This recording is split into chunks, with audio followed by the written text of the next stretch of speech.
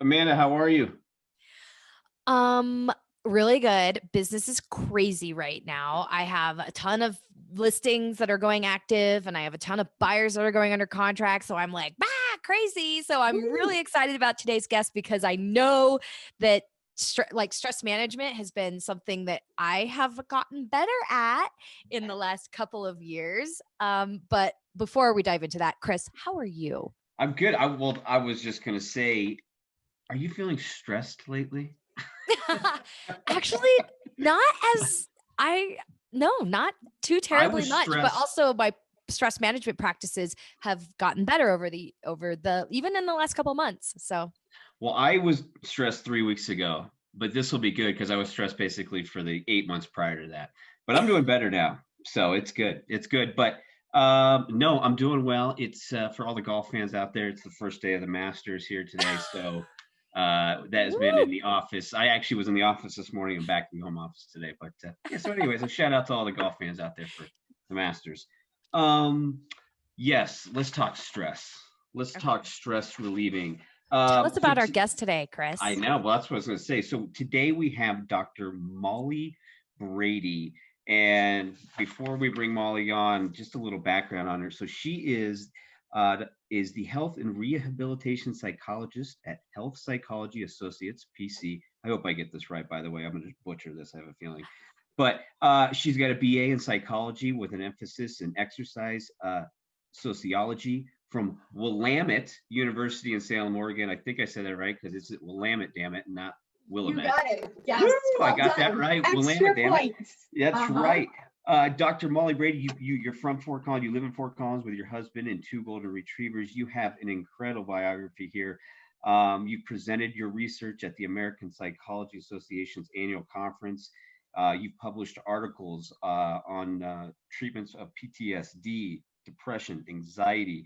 It's like you're describing 2020 in one paragraph. This is great. So, Dr. Molly Brady, welcome to Real Estate Ready. Thank you guys. I'm so glad to be here. Yeah, so I guess I just kind of want to just start off, and why don't you just let our listeners kind of give us a background on where you're from and how you got into this, and then hopefully we can help some lenders and real estate agents with their own stress.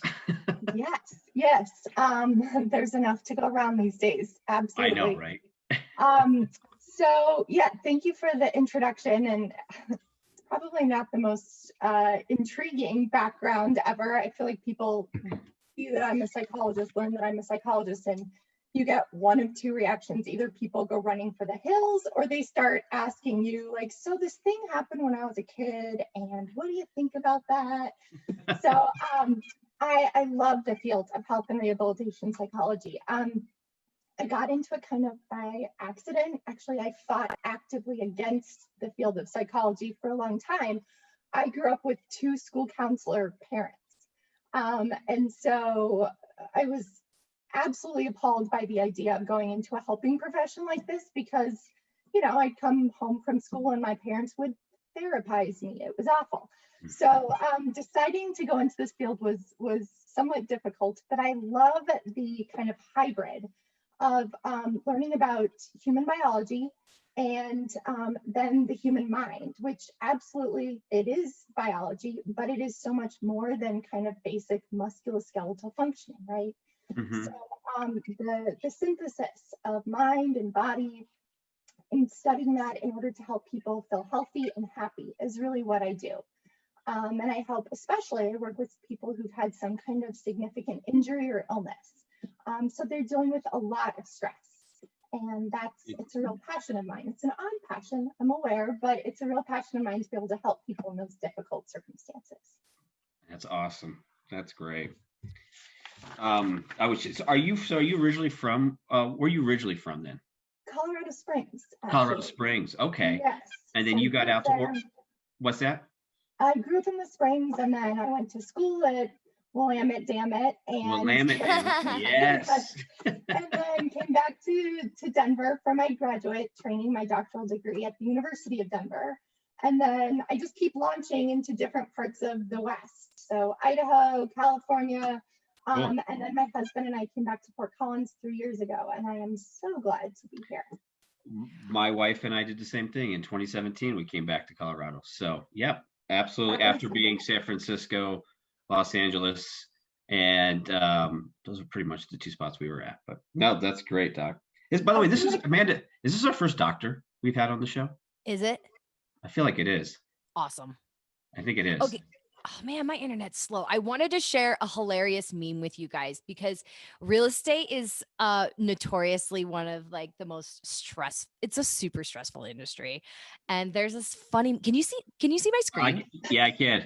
Okay, there's hilarious memes. It's like, who said the real estate profession was stressful? I'm 48 and I feel great. And this lady's like clearly 100 years old. And Yeah. I feel like this is a great segue into talking about just let's talk about stress. What is stress? Stress, it's a word we throw around a lot, right? It's kind of an everyday layman's term, but there's a lot more to it than we recognize. So stress is a normal response. We are wired to respond to changes in our environment, to demands that are placed upon us with a stress response. So anytime that something changes, your body and your mind try to maintain an equilibrium. And in order to do that, your nervous system activates a stress response. So it's a release of chemicals. It sends signals throughout your body to adjust your physiology in order to help you cope with whatever you're presented with. So it's a normal thing. It helps you take action.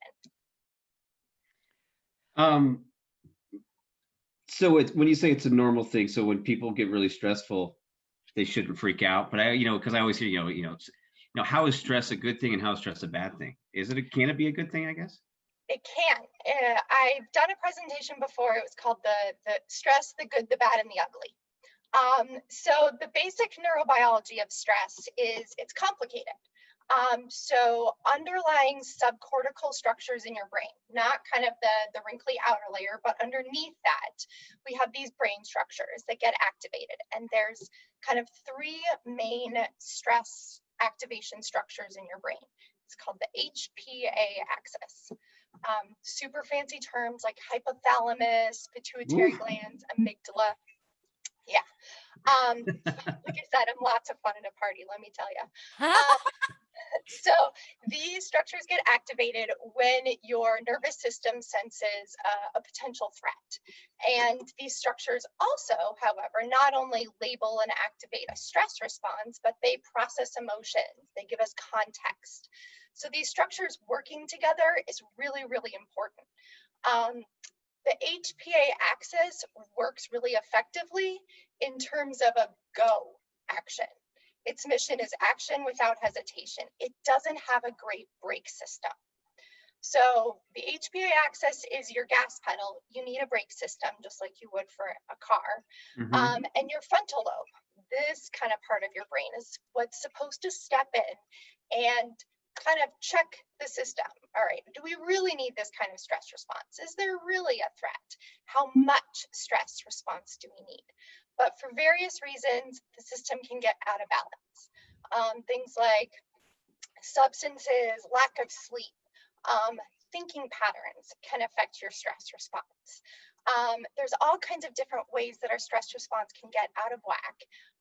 Poor physical health is a big part of that. And so inherently, stress is not a bad thing. But when it gets out of whack, that's when we get kind of the typical term that we use, oh, I'm stressed out. Mm-hmm. Really what that means is you're excessively stressed. Your response is above and beyond what is probably appropriate for that situation. It needs to be recalibrated to be more effective.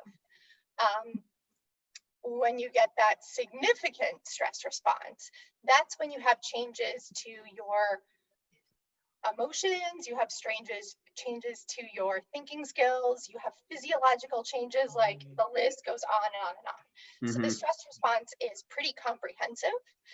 And again, in the right circumstance, it can be really effective. When there's a mismatch between the stress response and the circumstance, that's when we get problems. Or when that stress response is chronic and dysregulated, unmanaged, because the brakes aren't working effectively. I feel like 2020 has had no breaks. There's no breaks. No, Well, it's like safe one assumption. after another. and so much of it has revealed the underlying stress that people have been carrying with them, but because they haven't had the chance to really stop and look inward at what's creating these responses in their body, people are like freaking out. I mean, so because like everyone's walking, especially in our culture, we are most people are walking around under a significant amount of stress constantly. Toxins in our environment, the way that we've decided what is successful with work, we're constantly striving to be bigger and better. I mean, even our cars and our houses have gotten bigger over the years. And really, what have we done to combat that excess, that extra stuff that keeps piling on? It's like we don't talk about any of this. No, and that is a huge part of this. Our systems are wired for an acute stress response. So our stress response system is thousands, hundreds of thousands years old, right? It is sort of outdated for our current stressors. To your point, right, the rolling dumpster fire that's been 2020 has brought with it perpetual ongoing stressors, one after another. And so instead of having an acute spike in our stress response and then having that stress be alleviated, that stressor be alleviated and coming back down, we're just on this constant like plateau of one thing after another. And that's when you get the real problematic elements of chronic stress. So that's when people have trouble sleeping. That's when you get immunity impact. That's when you have elevated blood pressure.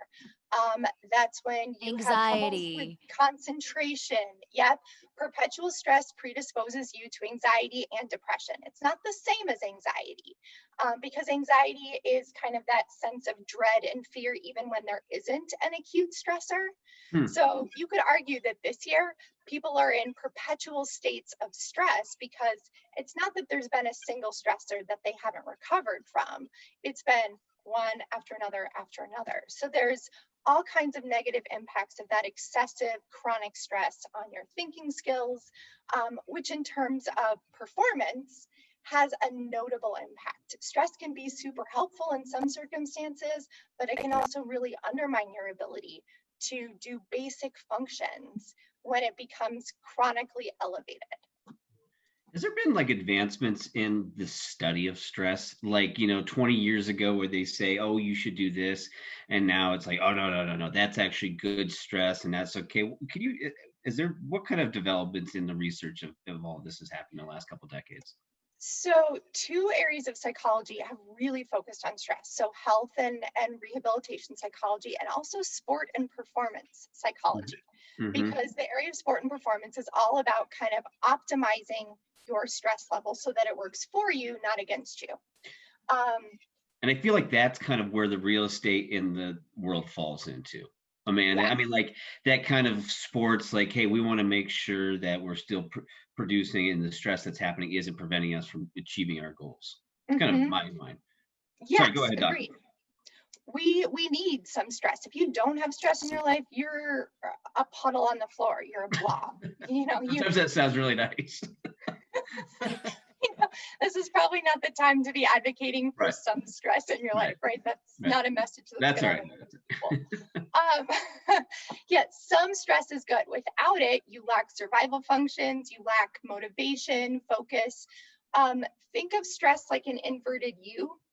So the extremes of that inverted U are poor performance. Your performance struggles once you get to those edges of the U.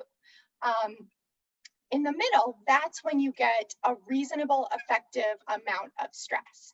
And, 50s years ago, or even more recently than that, we kind of labeled stress grossly as a bad thing.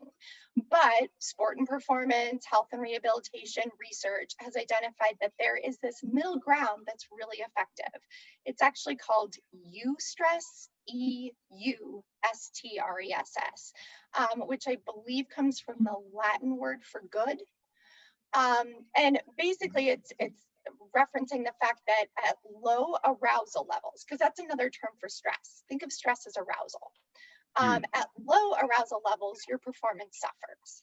On the flip side, at high and excessive levels of arousal, you also have a problematic impact on your performance. So when you find that middle ground, that's when people are creative, they're good problem solvers, they're focused in the moment. They're able to pull forth their skills and knowledge and apply them effectively. The extremes, less effective. How do you know when you're in that zone? Great question. What's interesting is it's a little different for everyone. So stress is really subjective. Some people tend to kind of hover more on the low end of the arousal scale. And they talk in sport and performance psychology. For those people, I'm going to date myself here. You need a Jock Jams warm-up tape, right? Like, I know Jock Jams. I mean, come on. Hey, thank you. Thank you for not leaving me hanging out here. That's right. No. Yes, you need a little bit of that kind of warm-up. For the other folks at the other end of the spectrum who might physiologically operate on kind of idle on a higher level, then you might benefit from something much more relaxing and chill. Yes. Much more relaxing and chill pre-performance to help you find that kind of middle ground. So that eustress zone, that's flow. Athletes will talk about, you know, they've had a basketball game, for example, where everything they threw up goes in. You know, right. Any shot anywhere on the court, done. People sometimes don't remember a whole lot of details about their experience when they're in the flow because they are so integrated with what's going on in the here and now. People will talk about coming up with knowledge or referencing information that they haven't thought about in years when they're in that kind of circumstance, or their creativity. You know, they'll come up with ideas that they're like, where did that come from? Those are all indicators of flow. Okay, we got to get into flow. We got to get everybody out there. You got to feel the flow. Okay, so can you just give us a few examples of some early warning signs of excessive stress? Like, what might someone feel in their body or their mind if they're starting to be a little bit too overloaded and not come down? If you cross that barrier from effective stress to the point of diminishing return. So neurocognitively, processing speed slows down when you are really stressed. People can be more confused or forgetful. One of my hallmark moves when brain fog. Yes, exactly. One of my hallmark moves when I was in graduate school was to lock my keys in my car. So I got to be really good friends with the security guards on campus because clockwork, exam time, I was locking the keys in the car, sometimes with the car running. Was this in San Diego? I'm trying, I want to apologize. Does my reputation precede me? No. So those are kind of neurocognitive signs. Physiologically, muscle tension, digestive issues. A lot of times people's stress manifests in one particular organ system. And the first one that it's like, if you aren't pooping at least once a day, you are probably getting the very early warning signs of excessive stress. Yeah, you've crossed from rest and digest mode into fight or flight mode. And again, fight or flight is super effective in an acutely stressful, dangerous situation. But studying for your licensing exam or preparing for an important showing, not a time when you want to be in a fight or flight situation. Dr. Brady, I got a question about tests. I hate taking tests. They're the worst things. My assistant's getting ready to take her test next week. You know, anybody in real estate, you got to take a real estate exam. Lenders, you got to take a lending exam. You got any tips out there for people that get so stressed out about tests? Any like test tidbits? Yes. So interestingly enough, one of the important factors that determines whether or not your stress is good stress or bad stress, has to do with how you think of stress. So your perception of your stress level has profound effects on whether it is a positive or negative stress. So I automatically think it's a negative stress when I go to take a test. You need to Exactly. reprogram your thought. You have I need to reprogram your beliefs around it. this. Yeah. Yes, that really, it boils down so much to our perceptions of things. They did a study of 30,000 US adults over the course of 8 years. And they asked them questions like, how much stress have you had? And then they asked them, how bad is your stress for your health? Then they checked public records to see who died over the course of that time. Oh for people who rated themselves as having high stress, they were 43% more likely to die than people who reported lower stress. Yeah. However, that was only true for the group of people that believed that stress was bad for you. Oh, interesting. For people who didn't believe that the stress was bad, their death rates were actually comparable to the folks who didn't have high stress at all. So our perceptions about stress have a huge, huge impact on whether or not it's positive or negative stress. They've done studies. They did a study at Harvard where they were stressing people out in these awful ways that only psychologists can stress people out by having them do an impromptu speech in front of a panel about their weaknesses. All the while the panel was like judgy, giving them awful nonverbals. And then they had them do this horrible math test. And they asked people, kind of to rate their physiological stress response. Then they trained a different group of folks to rate their physiological, or to see their physiological stress response as an indication that they were ready to perform. They had them identify that their change in breathing associated with stress was helping them get more oxygen to their brain. They had them identify that increases in heart rate is helping to expand blood flow and help you respond effectively in the moment. And those folks, they had a dramatically different physiological response to this stress test. They didn't have the closing of arteries that typically happens with stress. Their heart rate increased, their breathing increased, but one of the most profound negative effects of excessive stress didn't happen for the people who were viewing their physical stress response in a positive way. As working for them in that moment to help them achieve their goal. Exactly, as an advantage instead of something that that was undermining their success.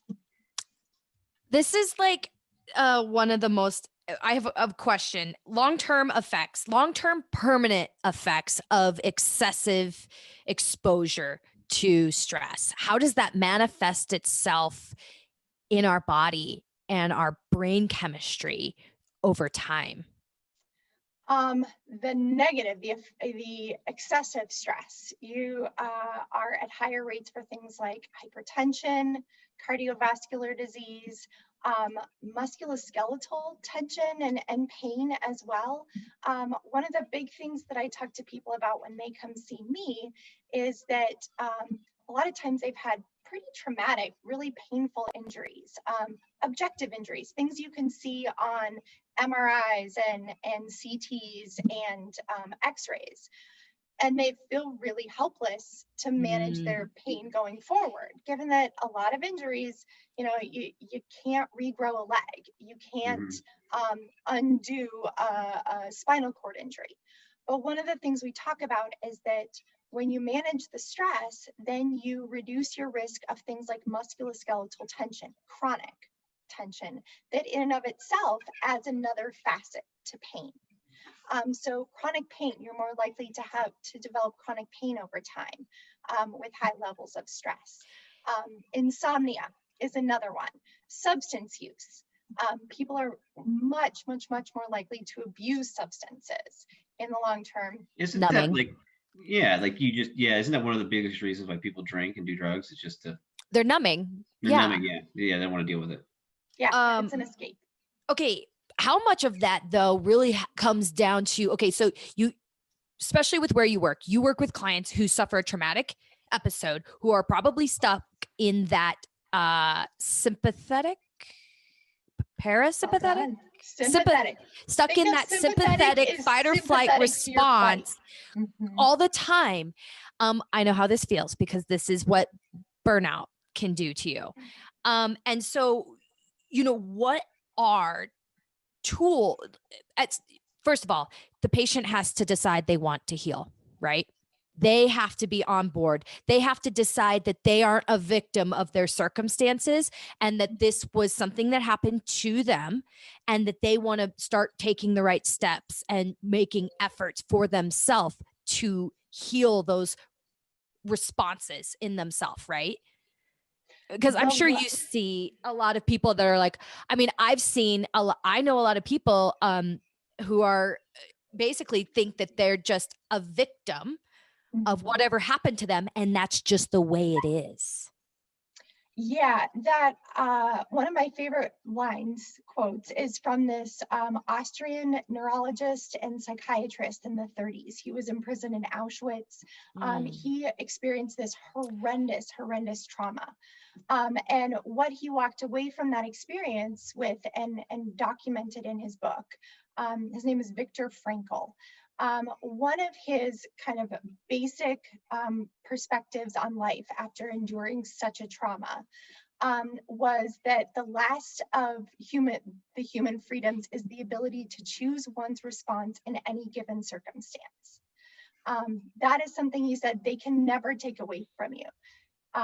Everything else, pretty much, literally in his experience, could be taken from you, except your ability to decide how you are going to respond, even in the most horrendous of human circumstances. So my question for you is, can you help people heal unless they're willing to take that accountability and responsibility for themselves? That's hard. Yeah. I can't be there 24 hours a day, 7 days a week. And so I think it has to be meaningful for people. And once you figure out why you want to make the change, then it's a heck of a lot easier to figure out how. When you have a why, you find the how.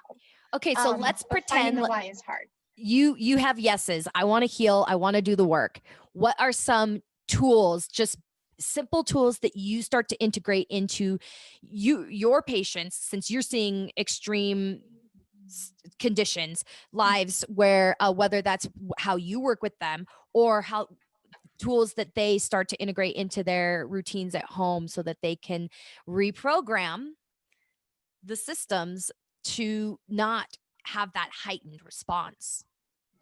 So they've done a ton of research on what's called stress resiliency. Harvard University, their medical school, has done a lot of research on this, and they talk about things, again, it's a mind, body, spirit integrated approach is really the best one that's what you're going to get the best bang for. So things like reminding yourself that stress is not permanent.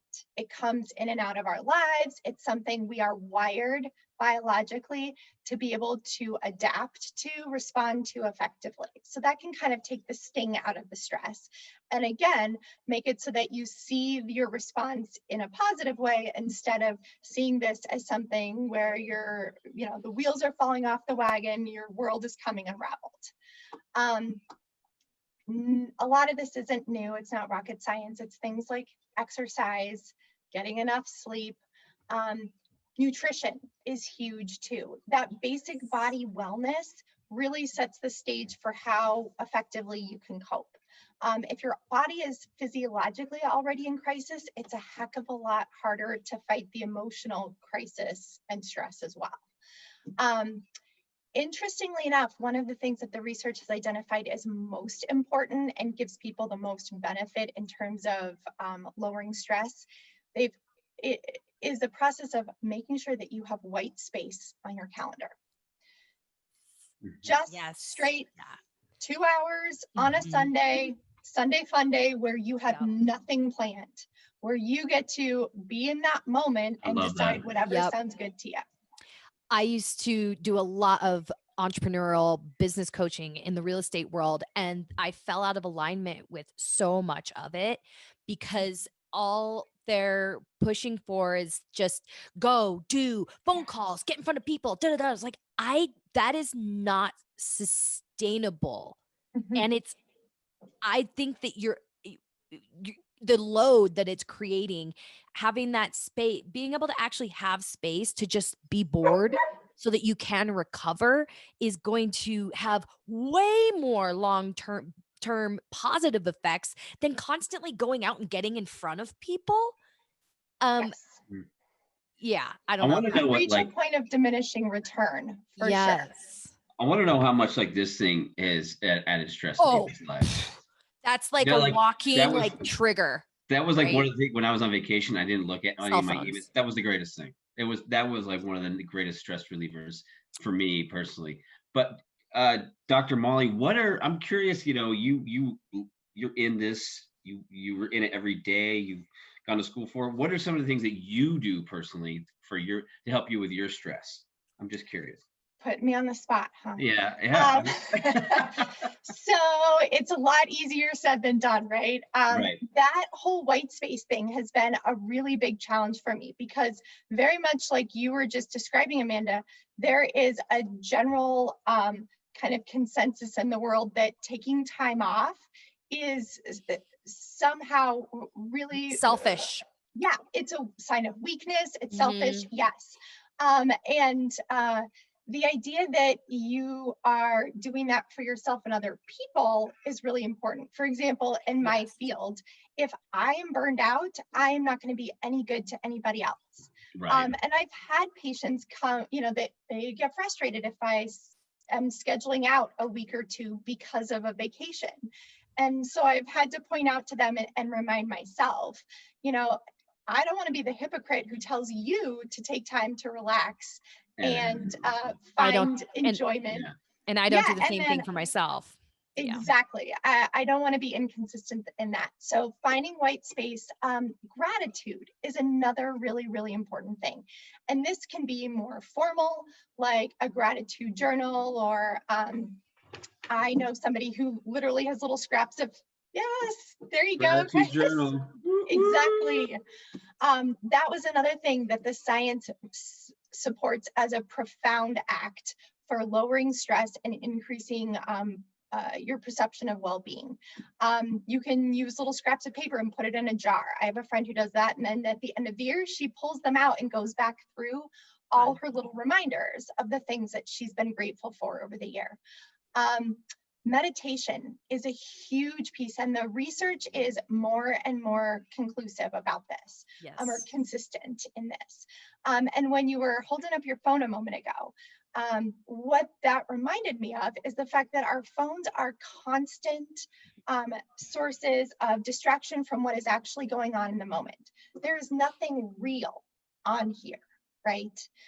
It is either something that takes you to the future, what does your schedule look like?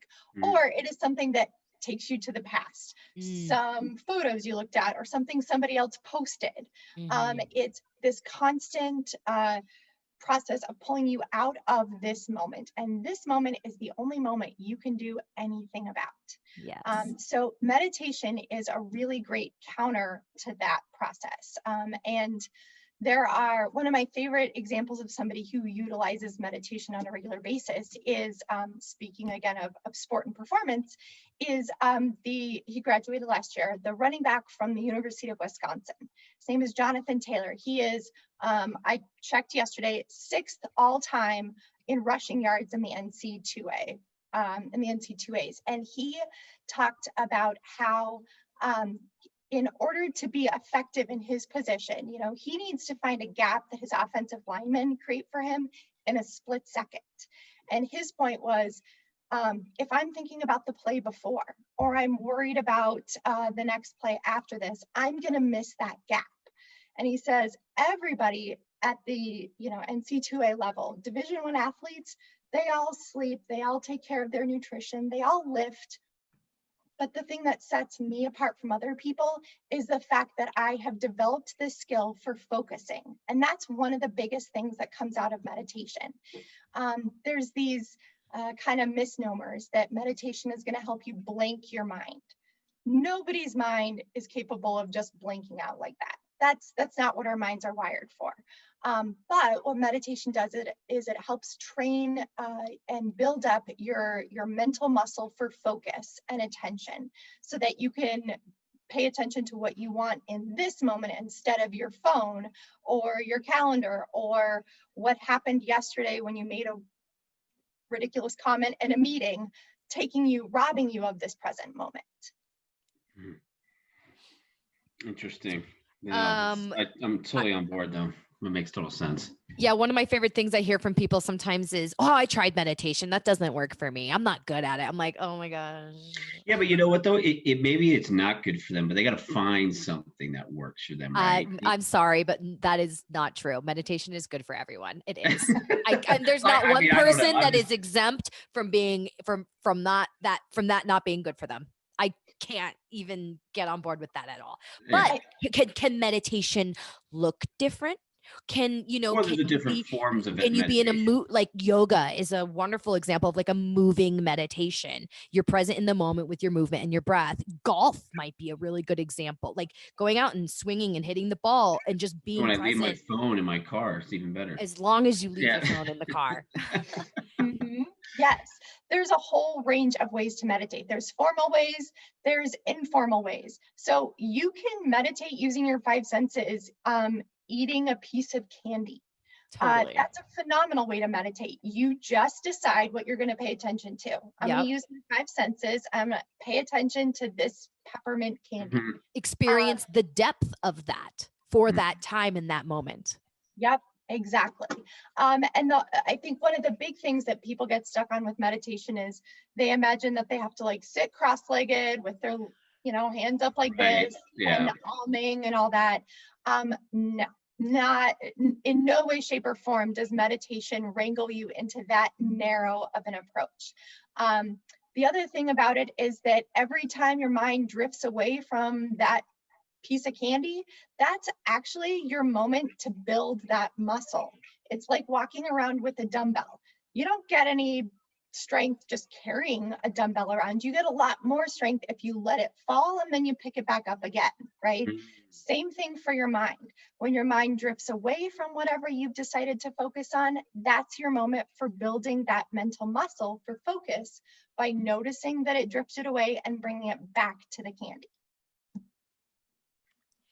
How do you feel about like reading sometimes? Say that again? I was gonna say I'll start reading and all of a sudden I'll get done with a paragraph. I go, I don't remember anything I just read. Oh, that you need to meditate.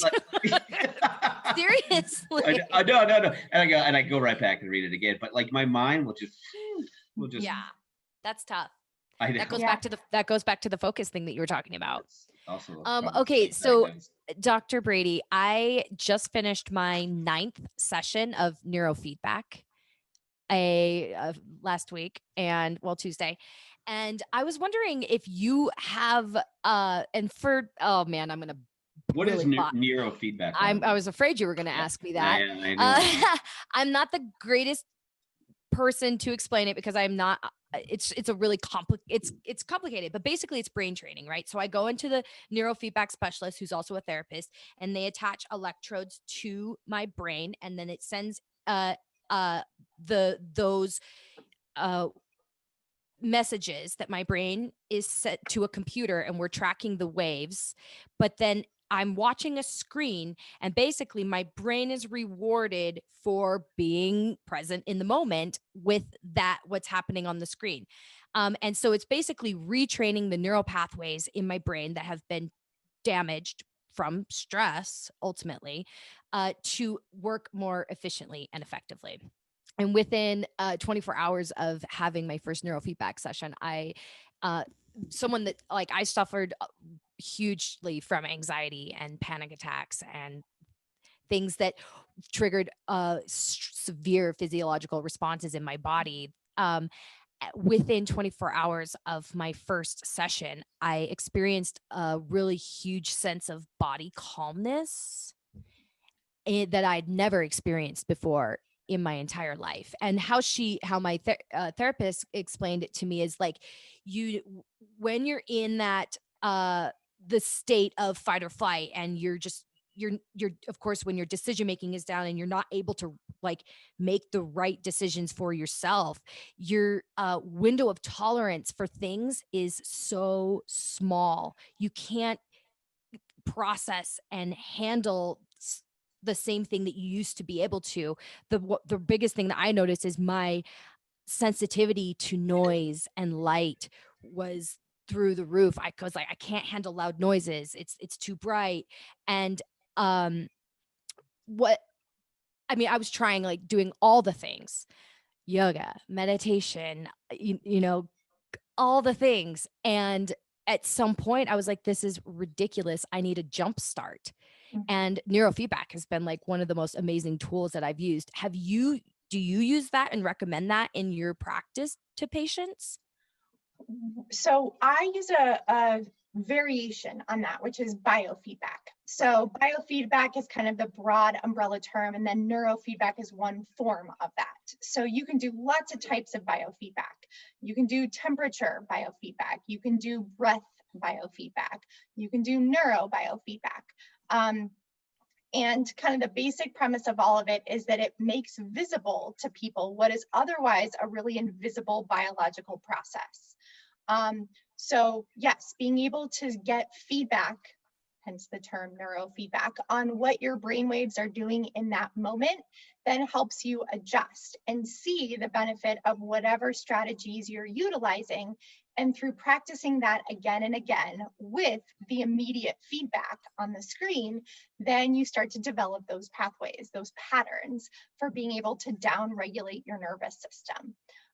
They do it, yes, with breath. They've done this with individuals using temperature in your fingertips, because when we get stressed, we have this vasoconstriction response. And so people's fingers get cold. Think back to like the first date you went on when you were a teenager, you get cold, clammy hands, right? That's a stress response. So we can teach people to kind of override the physiological stress responses through that feedback process by putting a thermometer on the tip of their finger and then presenting them with stressors, and then helping them walk through different strategies and seeing real time what strategies work to help release the stress, relieve the stress, and open their cardiovascular system so that it's functioning better. So neurofeedback, biofeedback, there's a lot of data that says that it's incredibly helpful, because yes, it takes what is otherwise sort of an invisible process and gives you real-time, immediate information about what your body's doing, what works to reduce that stress, and what doesn't. The thing I love about it too, and from my understanding of it, which is very, very limited, is that once you've gone through a certain number of treatments, essentially you're good. Like you don't have to constantly keep up on it. You don't have to go twice a month or once a month. You might need to go in every once in a while here and there for maintenance. And I mean, like maybe like just preventatively quarterly would be a good idea.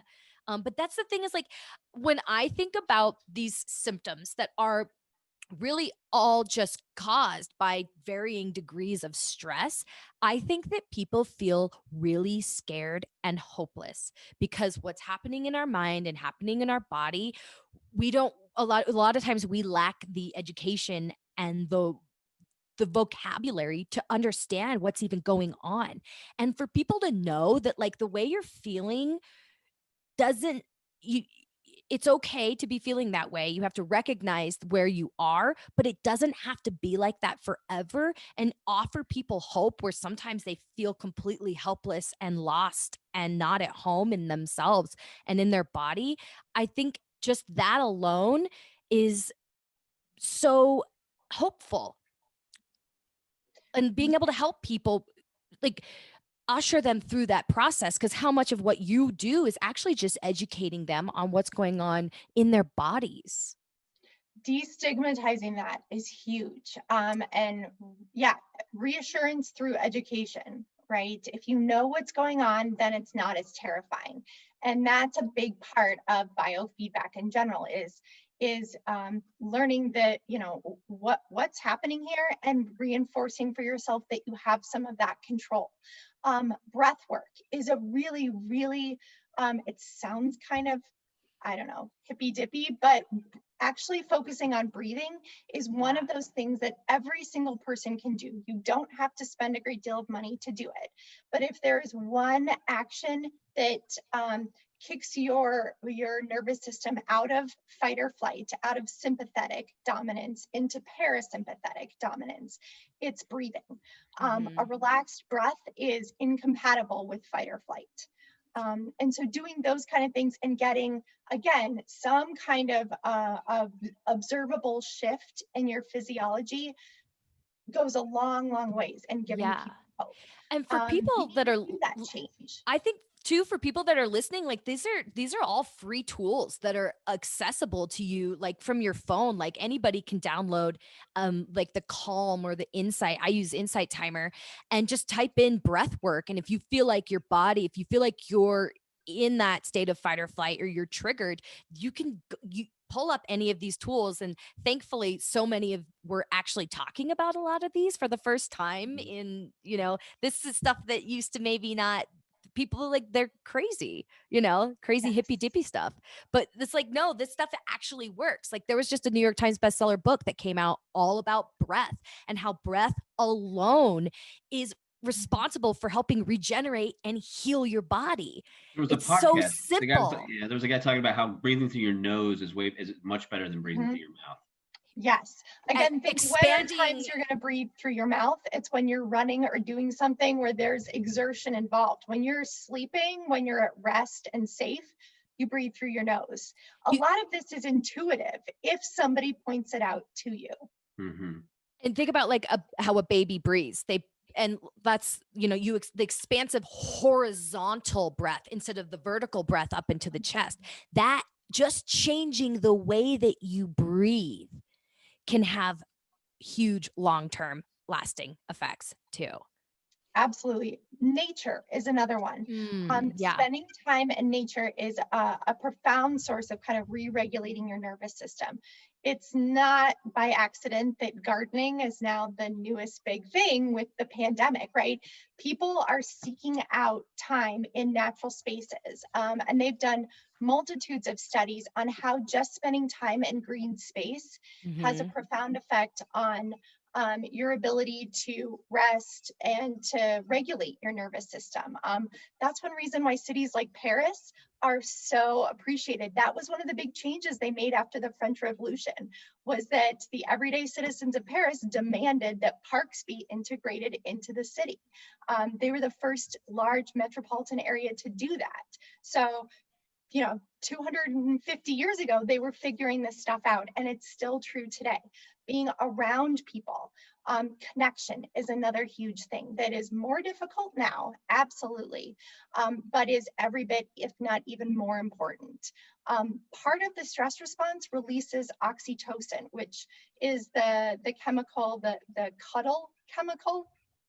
And oxytocin, one of the ways that oxytocin works is it engages you to engage others. So we are biologically wired to be seeking out support in the face of stress.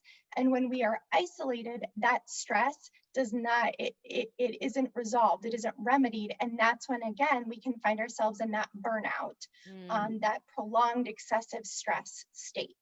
Mm-hmm.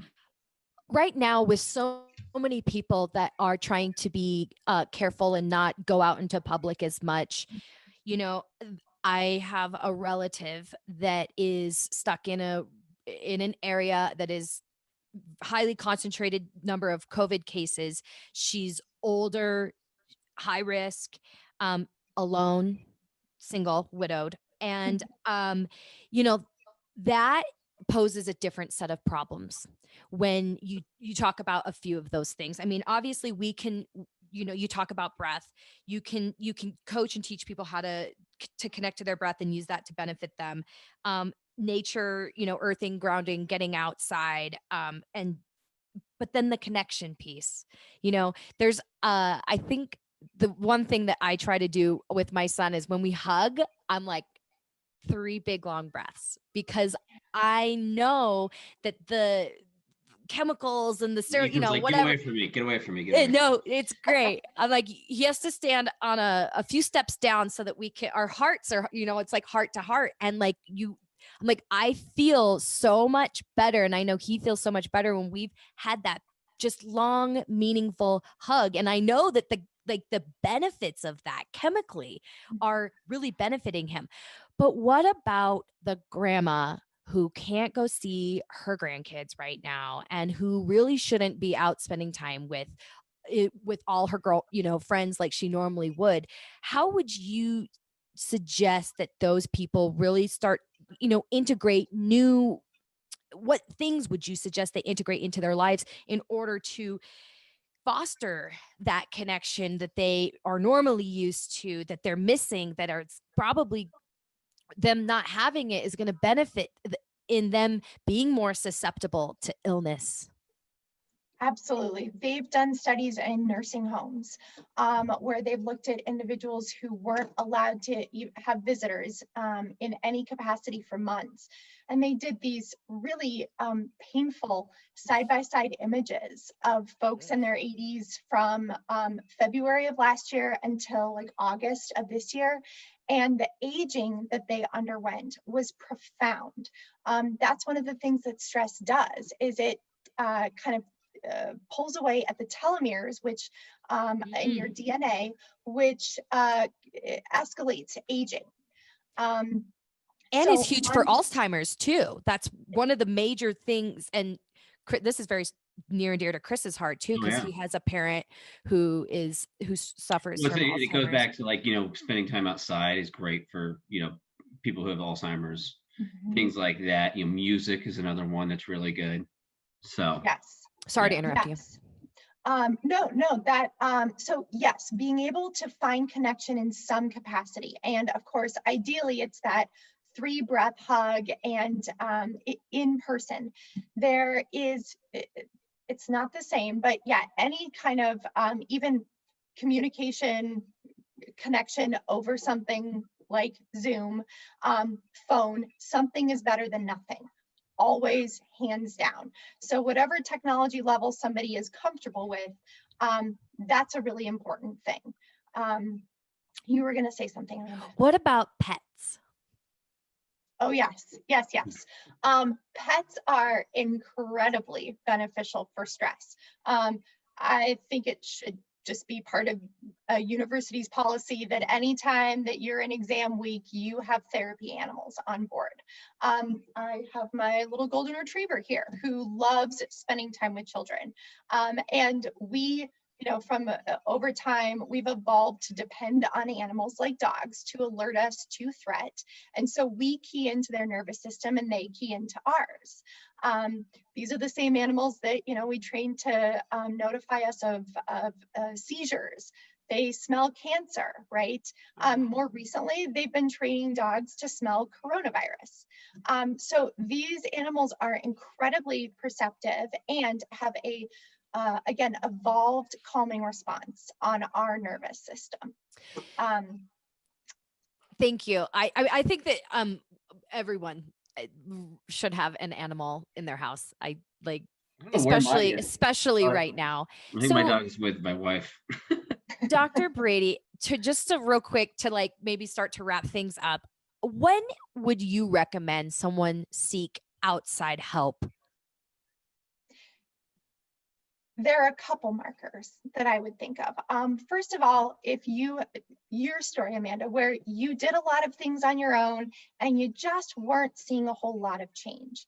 I think that's a big thing for people, is trying what is within their wheelhouse, what's accessible to them.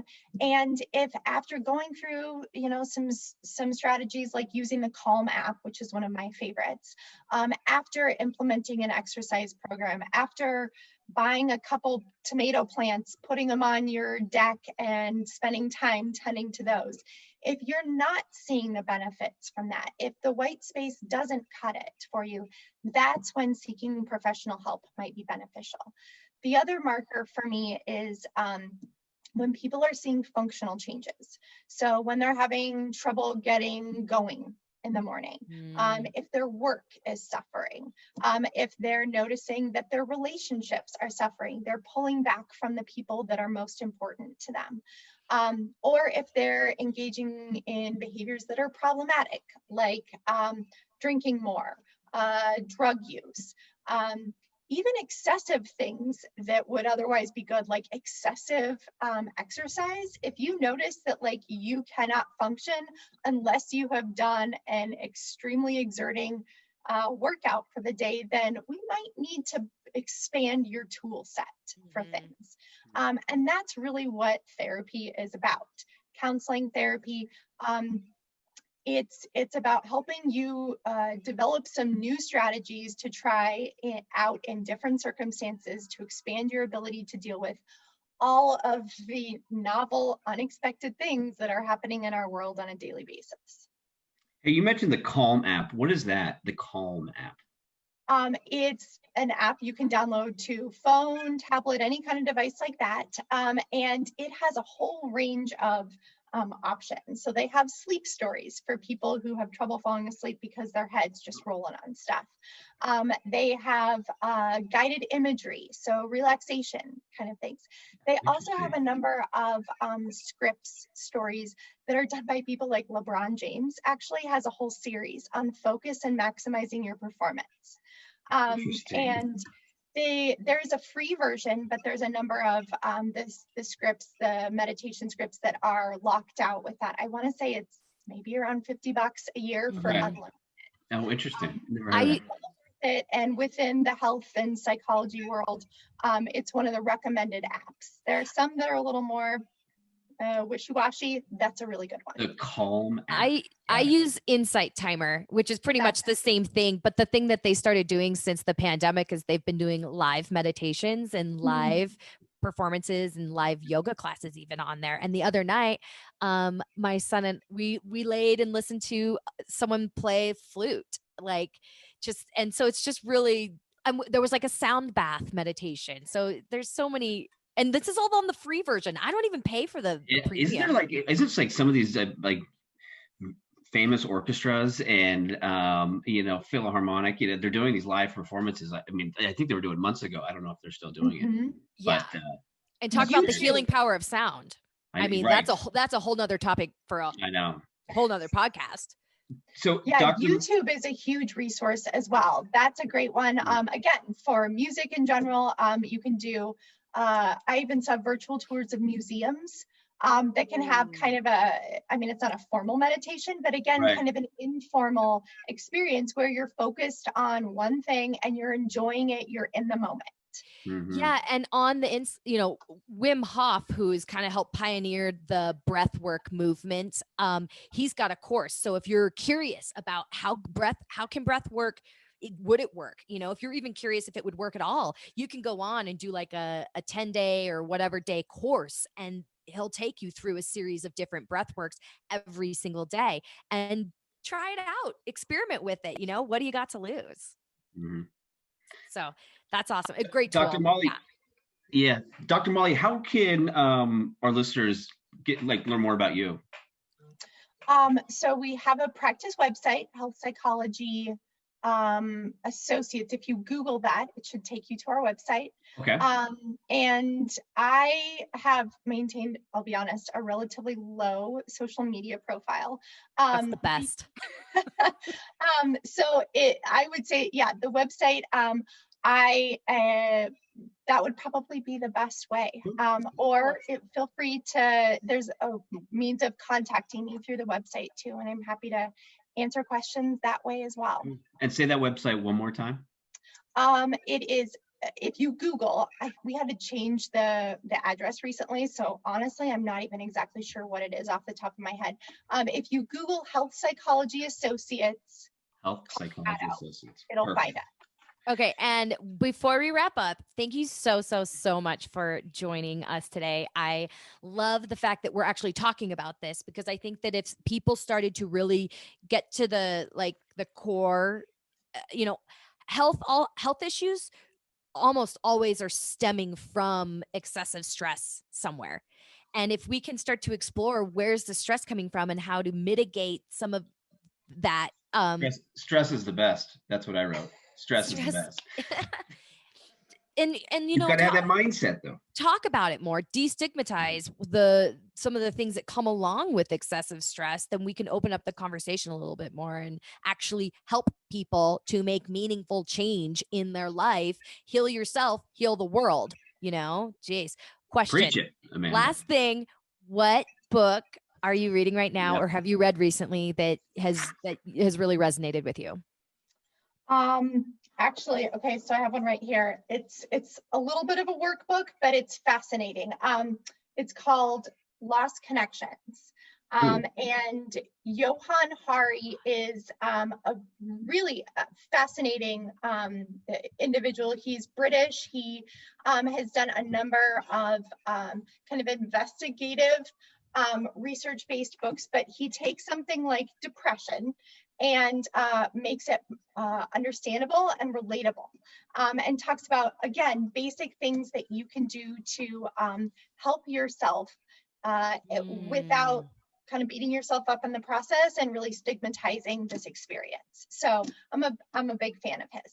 And so that's that's a workbook, right? So I'm guessing that it has journal prompts, and it's actually not, it's a narrative, and he goes through the different a number of ways that we get disconnected, again, natural world, relationships, even what meaningful work does in terms of lowering stress and risk for depression. So he breaks it up into chapters about where our disconnection is, and then gives amazing stories, personal and based on research, about how you can reduce your risk to this kind of distressing experience that is so common to people these days. That's an awesome suggestion, and I have not heard of that. So thank you so much. Lost Connections. Got it down. Well, lots of nuggets of wisdom. Thank you, Doctor. Appreciate it. Thank you so much. Yeah, thanks for all the work you do. This is real meaningful work. Well, thank you. And thank you guys for having me. And again, I appreciate what you are doing to help my field be a little more accessible and maybe a little less scary, because it can be pretty intimidating off the bat. Sure. So thank you for what you guys do. And even though I'm not in the real estate realm, I'm now maybe going to be a fan. And